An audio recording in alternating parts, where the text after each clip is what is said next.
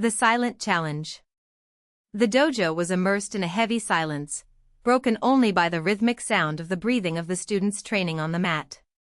Among them, a man of modest height, but with a presence that seemed to suck up all the attention in the room, watched with sharp eyes. Bruce Lee adjusted the knot on his white gi, his muscles defined beneath his light clothing, as he waited his turn to demonstrate a technique. Across the room, a judo master, known for his brute strength and ruthless techniques, crossed his arms and let out a dismissive laugh. You? Kung Fu versus Judo? That's like a little bird trying to take down a bull. The surrounding students murmured, some laughing, others just curious. The master, a man with broad shoulders and weighing over 100 kilos, was reputed to have never been defeated in a real fight. Bruce didn't respond right away. He just smiled, that smile that didn't reach his eyes, and said, calmly, hold on. The judoka snorted impatiently. What is it? Are you going to give up before you even start? Bruce stepped forward, his bare feet gliding smoothly across the mat. The master positioned himself, ready to grab him as soon as he approached. But Bruce didn't advance as expected. Instead, he tilted his body slightly to the side, as if he were going to dodge, and then, in a movement so quick it could barely be followed by his eyes, he spun on his own axis.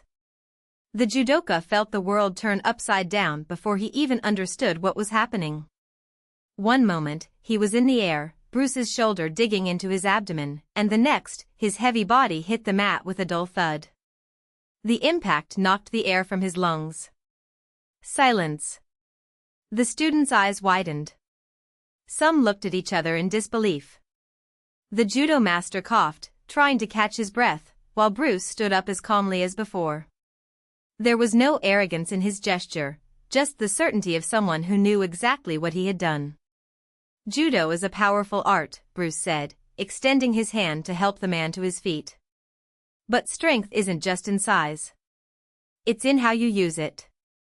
The judoka accepted the hand, still stunned. There were no words of apology, no justifications. Just a respectful nod, the silent acknowledgement that he had just learned a lesson he wouldn't forget. And just like that, in 2 seconds, the game had changed. The dojo was silent for a long moment, as if the very air had been sucked out by the impact of that fall. Then, a low murmur began to spread among the students, mixing admiration and disbelief. Some looked away, embarrassed by their master's public humiliation, others, younger and more impulsive, clenched their fists, as if the honor of the mat demanded an immediate response.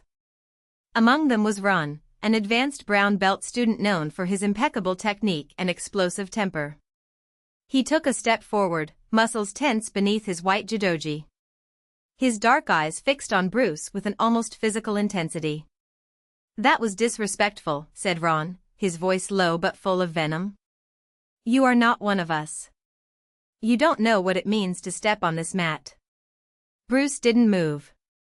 He just tilted his head slightly, as if evaluating not only the words, but the man who spoke them. Respect is not measured by who falls or who stays up, he replied, calmly. It is measured by who knows the truth when they see it. The comment hit Ren like a punch. His face contorted, and for an instant, it looked like he was going to attack.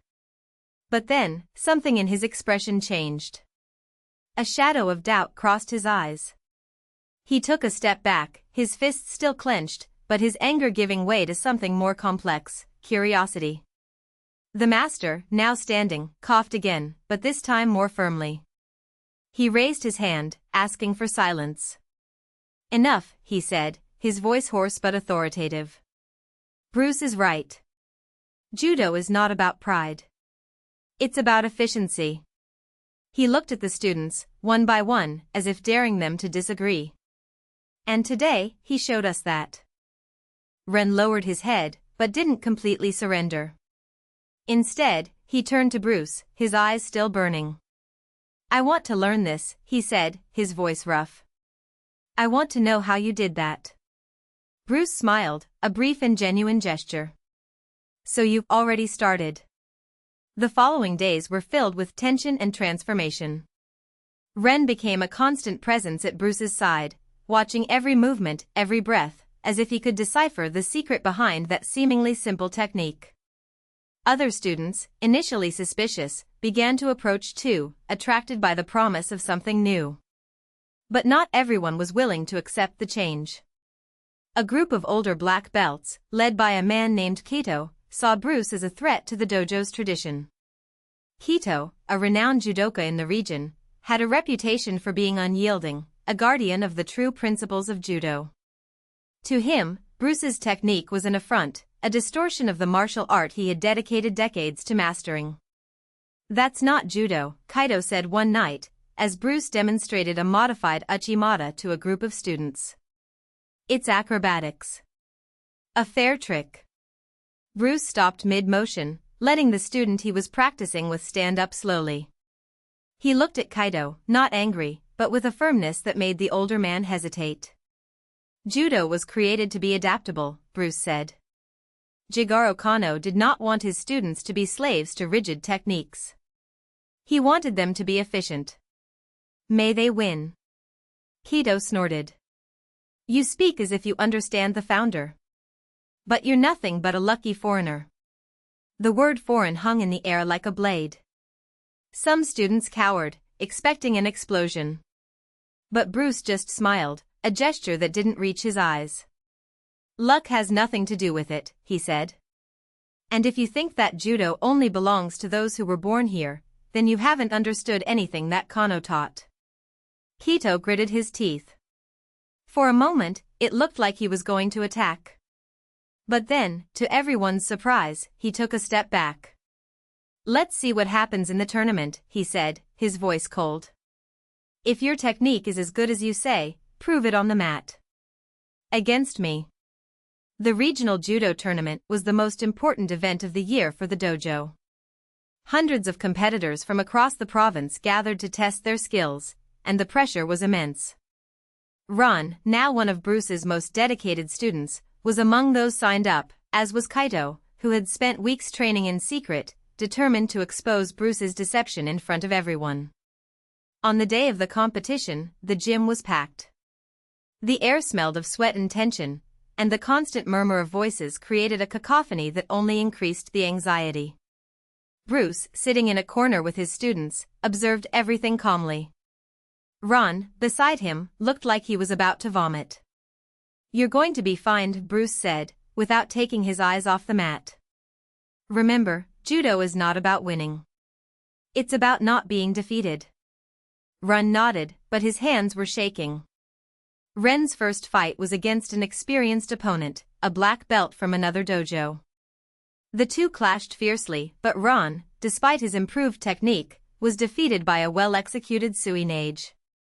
He left the mat with his face red with embarrassment, but Bruce met him with a nod of approval. "You fought well," he said. "Now you know where you need to improve." Ren swallowed hard, but didn't argue. Meanwhile, Kaito advanced through the competition with brutal efficiency. Each fight lasted less than a minute, and his opponents were taken down with almost surgical precision. When it came to the final, the entire gym was silent, waiting for the confrontation that everyone knew would happen. Bruce was not registered for the tournament. He had said he was just there to support his students. But when Kaito, victorious in his last fight, looked at him from across the mat and made a defiant gesture with his hand, Bruce stood up. "You can't," Ren said, grabbing his arm.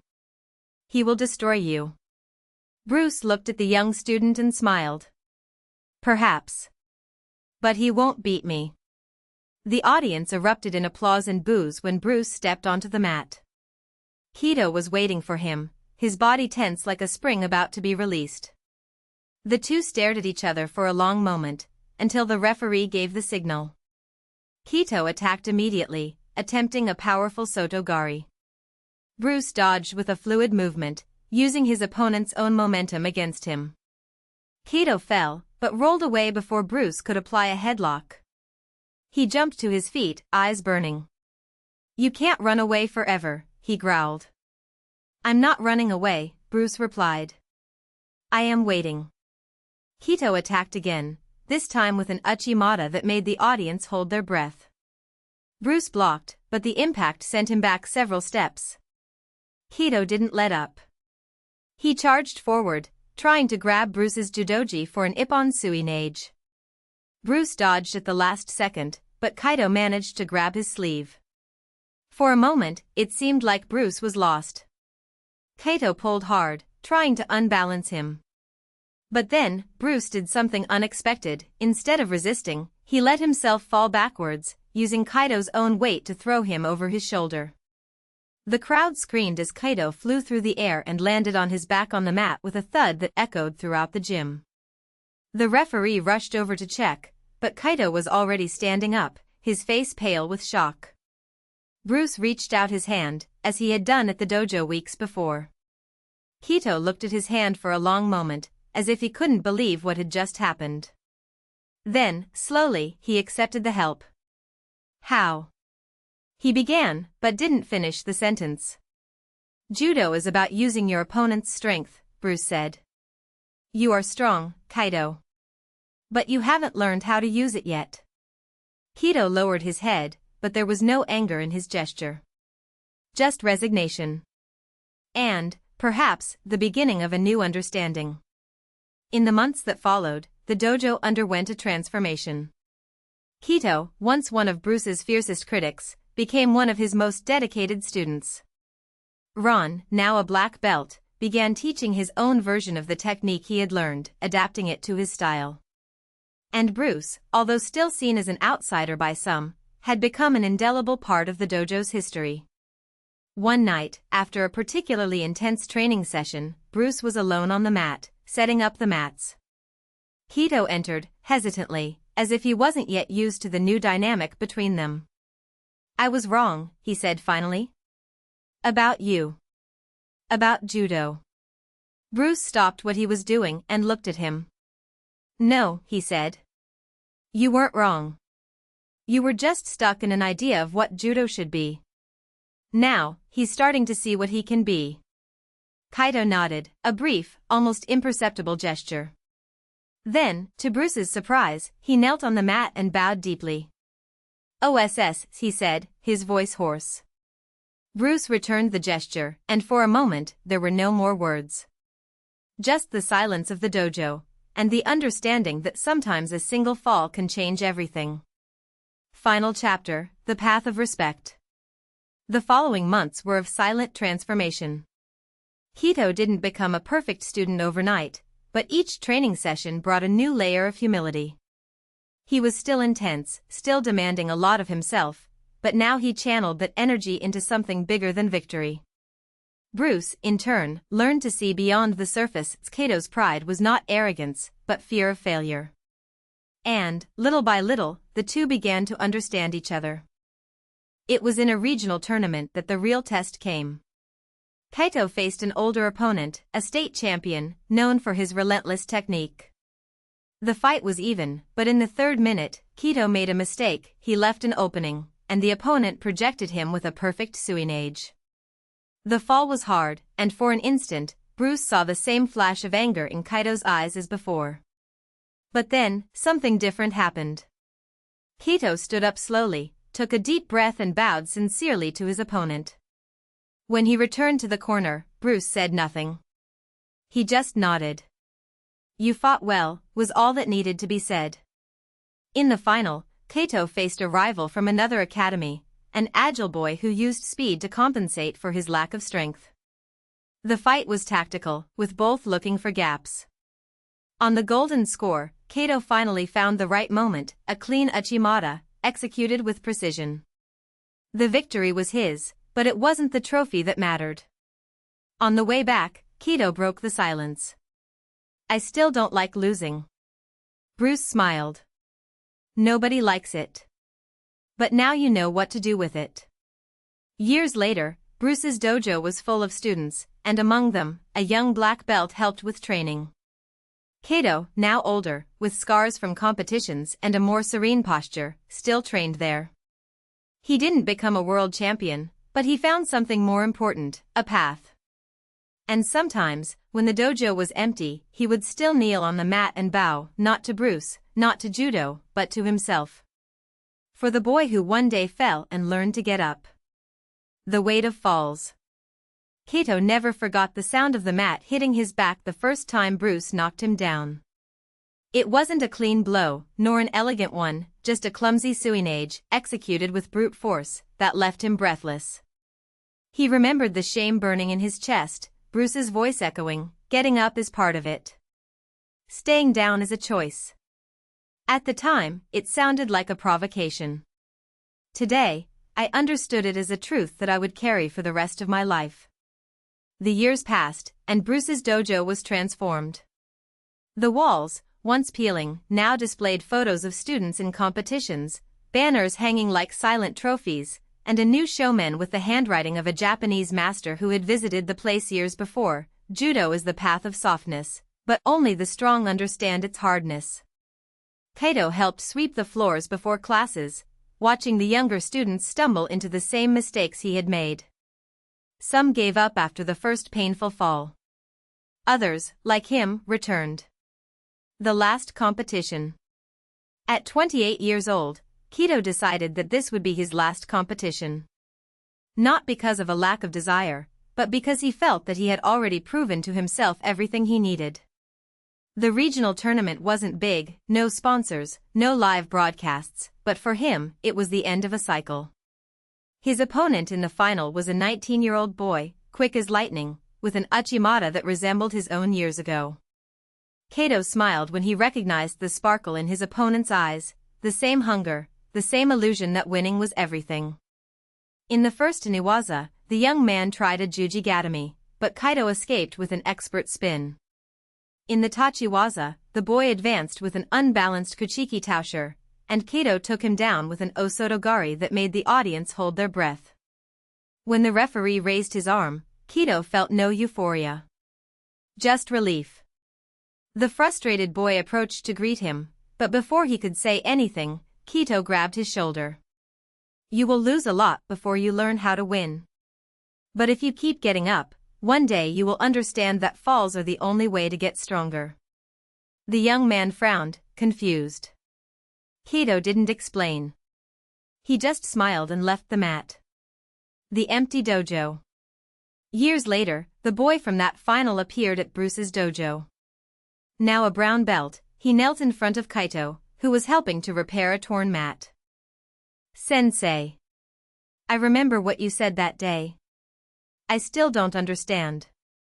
Kaito stopped what he was doing and looked at him. The young man's face was marked by bruises from recent training, his knuckles were swollen. "You'll understand when you realize that judo isn't about winning. It's about not giving up on yourself, even when everyone thinks you should." The boy lowered his head, as if the words had hit a sore spot inside him. "But what if I'm never good enough?" Kaito laughed softly, remembering all the times he had asked Bruce the same question. Good enough for who? For others? For the judges? For the trophies? He pointed to his chest. "The only person who needs to tell you that you are enough is yourself. And they only speak when you stop comparing yourself to others and start measuring yourself by your own downfalls." The boy was silent for a long moment. Then, without saying anything, he returned to training. The reverence. That night, after everyone left, Kaito was alone in the dojo. The air smelled of dried sweat and floor wax. He knelt in the center of the mat, as he sometimes did, and bowed deeply, not to Bruce, not to the masters of the past, but to the boy he once was. For every time he fell and got up. For every defeat that had taught him more than any victory. When he stood up, his knees creaked. Age was beginning to take its toll. But there was no bitterness in it. Just the stillness of someone who understood that the path had no end, just steps. Outside, the city continued its hurried, indifferent pace. Inside the dojo, however, time seemed to slow down. Kaito turned off the lights and locked the door, taking with him the certainty that, even without shiny trophies, he had found something rare, the peace of someone who has learned to fall and, more importantly, to get up.